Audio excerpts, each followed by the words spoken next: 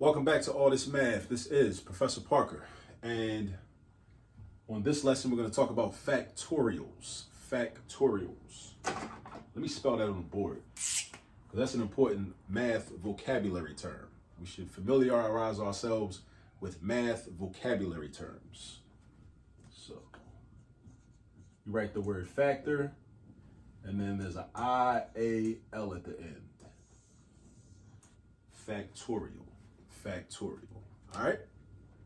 But as usual, before we get started with this lesson, I want to take a couple minutes or a minute to talk a little bit about this t-shirt I got on. I got Macondo, Boukman Duddy, Toussaint Louverture, and Jean-Jacques Dessalines highlighted on this t-shirt. These were some brothers. There were some sisters too, but these are some of the brothers that were instrumental in the Haitian Revolution, which lasted from 1791 to 1804.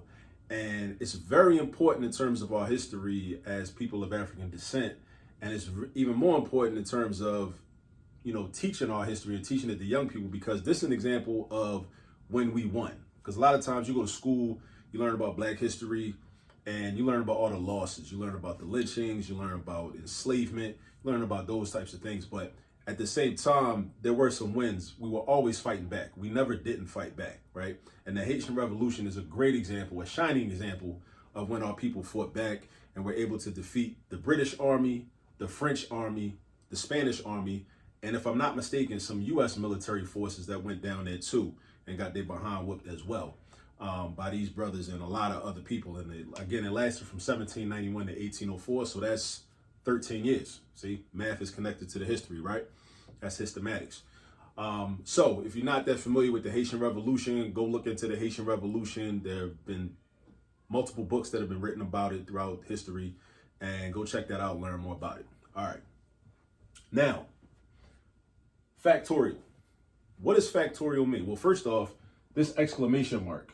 You might be looking at this and saying, it's a math problem. Why does it have an exclamation mark in it, right? Why is this number 39 so excited, right? In this context, this exclamation mark does not mean what it means if you wrote it in a sentence, or when you type in OMW on your iPhone and it automatically says on my way, all hype, right? I don't know why it's so hype, but at any rate, 39 factorial means that you're going to take that number and multiply it by every previous number all the way down to 1. So what that looks like is 39 times 38 times 37 times 36 times 35 times 34 times 33 times 32. And I should have been, let me be more precise. I should say every integer, because it's not every number, because there are no decimals and no fractions, right? Because that would be an infinite amount of numbers. But this number gets multiplied by every integer less than it all the way down to 1. You don't multiply by 0. You stop at positive 1. You don't go to 0, because if you multiply by 0, that's going to mean your product's just going to be 0 anyway. And that would be a waste of time to do all that math, because you know that when you multiply anything by 0, the product is 0 anyway. So this means 39 times 38 times 37 times 36 all the way down to 1, right? But peep the instructions, because normally when I see a problem like this, I go straight to the calculator, grab the calculator, plug in 39, hit my factorial button, then I hit the division sign. And now, because I have two numbers in my denominator, I would have to make sure that I use parentheses, right? Because I don't want to just divide by 37 factorial and then multiply that by 2 factorial. This fraction bar means that I got to divide by the product of these two put together. The product of these two put together. So using my calculator, I got to make sure I use parentheses around this being multiplied by that. All right. But because I can't use a calculator, or at least I'm trying to follow the instructions, and the instructions said not to use a calculator, this is how I would do it. I know a trick about factorials, something I learned back in the day, right? Is that even though I told you that this is equivalent to 39 times 38 times 37 and all that, I'm not about to sit up here and write 39 times 38 times 37 all the way down to times 2 times 1. I ain't about to do all that. But this is what I am going to do. 39 times 38 times 37, and I'm going to put my factorial sign right there. Now, I'm about to show you why I did that. Right? Now check my denominator. My denominator was 37 factorial times 2 factorial. Right? So I got 37 factorial times 2 factorial. So I already told you that 39 factorial is the same thing as 39 times 38 times 37 times every previous integer, every lesser integer all the way down to 1. So if I stop at 37, 37 factorial is still 37 times 36 times 35 times 34 times 33, right? And so on, all the way down to positive 1. So understand that this that I wrote right here is equivalent to this. All I did was I just took a couple of the numbers and wrote them out. And then I still am using factorial because this still would take me all the way down to 1, right? But the reason I did it to 37 factorial is because I got a 37 factorial in my denominator. And I know basic division rules. So 37 factorial is up here. 37 factorial is also down here. And whenever we divide something by itself, the quotient is always 1. So basically, I could do this. These cancel out and turn into 1s because they're the same exact thing. They're the same exact thing. Just like if I had a 4 up here and a 4 down here, I could cancel them out because they're the same thing. 37 factorial and 37 factorial are the same thing. So I could cancel them out, right? They're the same thing, so I can cancel them out. So that's a trick that we use when we're using factorials, and especially if we're not allowed to, or it's suggested that we don't use a calculator, right? Because that'll make our numbers smaller, all right? So now, ask yourself this. What am I left with? I'm left with 39 times 38 in my numerator, because that 37 factorial is gone, because I canceled it out with the 37 factorial in the denominator, right? And then I had a 2 factorial in the denominator, right? So 2 factorial, I'm going to multiply that out. That's going to be 2 times 1. So I got 2 times 1, right?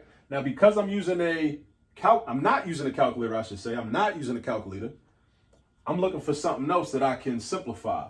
So I know that 38 is an even number, and I know that 2 is an even number. So I can simplify like this. The greatest common factor between 38 and 2 is 2. So I could do 2 divided by 2. That gives me 1. And I can also do 38 divided by 2. 38 divided by 2 is 19. So now basically what I'm left with is 39 times 19 divided by 1, which is 39 times 19, right? Now, it's a lot of different ways I could do this. I could try to use some mental math and figure this out, or I could use the standard multiplication algorithm that we learned like a long time ago in elementary school. I could do that. But let me show you another trick. Right? Check me out. Like this 19 is the same thing as 20 minus 1. And why I might want to flip this 19 into a 20 minus 1, because when we multiply, it's good to multiply by numbers that end in 0, because that usually makes the math more easy. So let me first write it and show you what it's going to look like. And this is a math trick. This is not the only way to do this, but this is one way to do this that can be helpful if you see it in other situations. So we got 39 times, and we changed the 19 into a 20 minus 1. Because we do understand that 19 is the same thing as 20 take away run, right?